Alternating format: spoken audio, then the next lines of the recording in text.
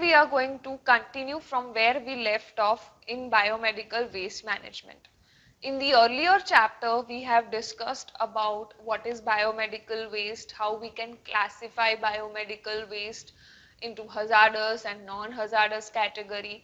Then what we did was how we have to manage the biomedical waste, what are the sources of biomedical waste. So management of biomedical waste consists of segregation, transportation and treatment.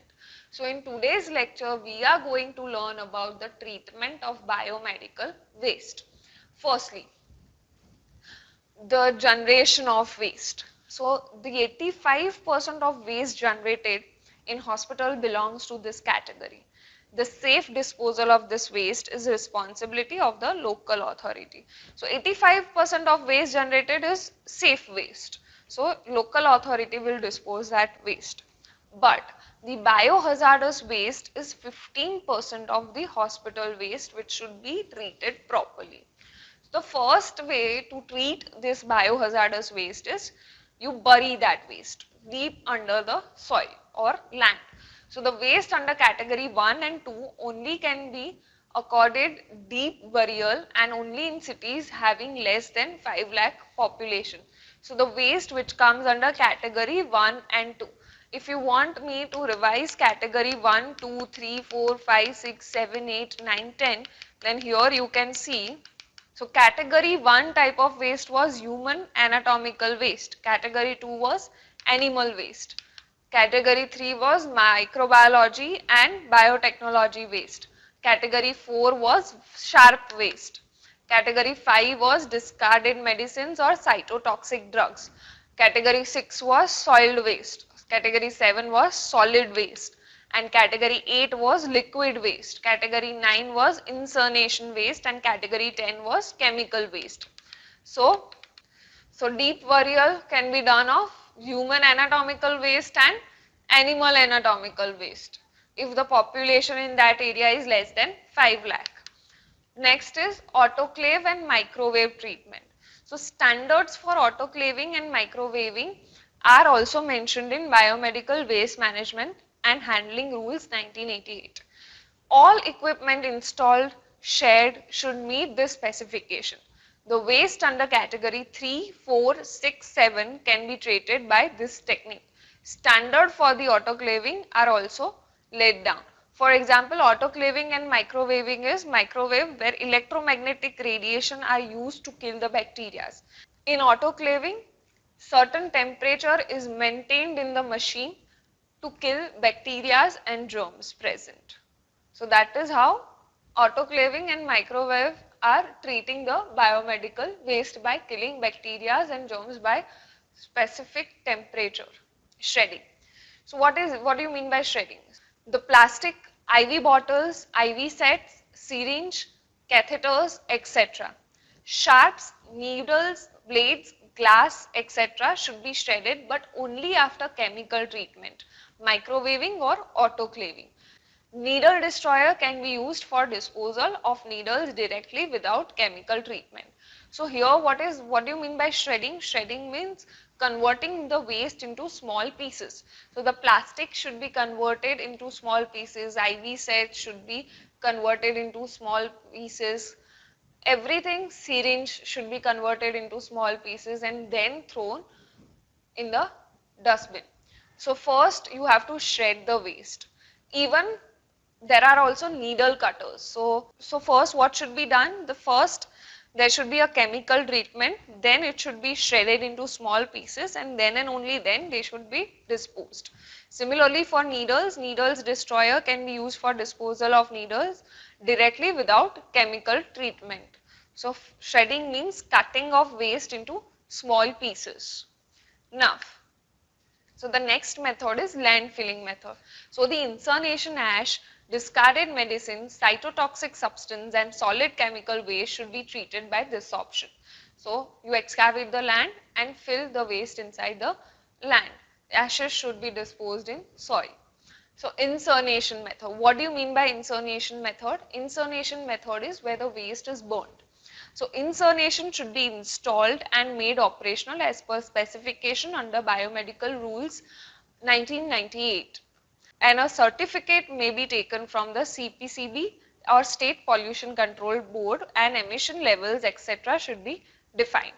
In case of small hospitals, facilities can be shared. The waste under category 1, 2, 3, 5, 6 can be incinerated depending upon the local policies of the hospital and feasibility. The polythene bags made of chlorinated plastic should not be incinerated. So here, what do you mean by incineration?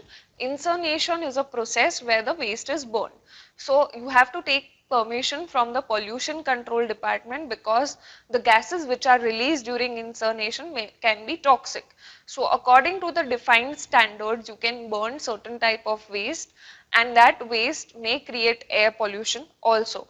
But the ashes created by the waste can be disposed using secured landfilling method. So by this process also, incineration process also, we can treat biomedical waste. All yellow bag waste shall be taken directly to the incinerator's waste storage area. So yellow bag contains what? Anatomical waste. Organs, tissues, body parts are there in yellow bag. So it is very dangerous type of waste. So that waste should directly be taken to the incineration machine, where the waste is directly emptied in that machine, and then the waste is burned and ashes are generated from that waste. All red bag waste shall be taken directly to the disinfection, shredding and recycling facility. So we all know what kind of waste are there in red colored bag. In red colored bag there are waste which are infectious. So first, syringe, needles, plastic elements, all which are infectious waste are in red colored bag. So first it should be shredded, converted into small pieces, and then only it should be autoclaved. So biomedical waste should be managed very properly. So we have seen different kind of waste management techniques. Okay. In hospital waste management, what people should keep in their mind? Injuries from sharp leading to infection to all categories of hospital personnel and waste handler. So biomedical waste can cause injury to the people who are handling that waste. So one should keep that in mind, that sharp can cause injuries to waste handler. Nosocomial infections in patients from poor infection control practices and poor waste management. So it can cause infection to the patient and people in the hospital if the waste management is not proper, because the waste inside the hospital is infectious waste mostly. Risk of infection outside the hospital. So if you are not handling the waste properly, that infection can spread outside the hospital also. So for waste handlers and scavengers, at time, general public living in the vicinity of hospital, so people who are living in the surrounding of the hospital can also be infected, because if the waste management is not done properly. Risk associated with hazardous chemical drugs to person handling the waste at all levels. So people who are handling the biomedical waste, they are at utmost risk, because they are handling certain chemicals which are toxic, drugs which can be very toxic to their body. So if you do not manage the biomedical waste properly and throw it anywhere, then people will misuse it. People will repack it and resell it. So that should not be done. So the management of waste should be done properly. It should be treated properly and disposed of properly, so that it cannot be used again. Drugs which have been disposed of being repacked and sold off to unsuspecting buyers. So here you will not know who are the buyers. So the drugs which are repacked and resold, you cannot identify, or you cannot catch people who are buying it. So that can be the danger involved in waste management if it's not done properly. Risk of air, water and soil pollution directly due to waste or due to defective incineration, emission and ash. So if biomedical waste is not handled or treated properly or disposed of properly, then these are the problems which are created. There can be air pollution, soil pollution, and there may be a lot of infection which can spread in the vicinity of the hospital. So if you treat the biomedical waste properly, then and only then you can help in saving our surrounding. So biomedical waste should be managed properly and treated properly. So what steps one should take care while treating or managing the biomedical waste is, so now what we are going to see is what one should wear while managing the biomedical waste, which is known as PPE kit, personal protective equipment. So what personal protective equipment I should wear while handling the biomedical waste? So there should be head cap, face mask, apron, safety shoes which are covered completely, and hand gloves.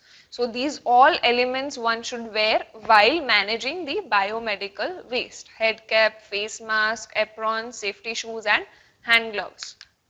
Now, healthcare staff with gloves, boots, apron, mask, goggles for personal protection. They should wear everything. Educate and encourage the healthcare staff to use the PPE and report injuries as and when it occurs. So what one should do is report the injuries if during the waste management, if there is a problem, if there is an injury handling sharp waste, so one should report it to the hospital staff so that they can find out solution that you should manage the waste carefully so there are no injuries during the handling of waste. So some things one should keep in mind while managing the biomedical waste: wearing personal protective equipments. Right now, if you are handling the biomedical waste, then immunization is much important. Hepatitis B, tetanus, typhoid, all the vaccines should be taken for the people who are managing the biomedical waste. Healthcare workers should have the knowledge of biomedical waste management and comply with biomedical rules to maintain a safe workplace and sustainable hospital. So everyone who is present in hospital should know how to manage the biomedical waste so that they can run the hospital for a longer period of time without harming anyone, without injuring or without spreading the infection. Thank you for watching this video about biomedical waste management. It is very important to stop the spread of disease by managing the waste properly. And everyone should be aware of biomedical waste management, because whenever you pass through an hospital or when you are inside an hospital, you should know that if you have any kind of waste in your hand, in which dustbin you should throw. So yellow, red, green, blue, white, black, which dustbin you should throw that waste, you should know that. Thank you for watching this video and hope to see you in the next lecture of environmental science. Thank you.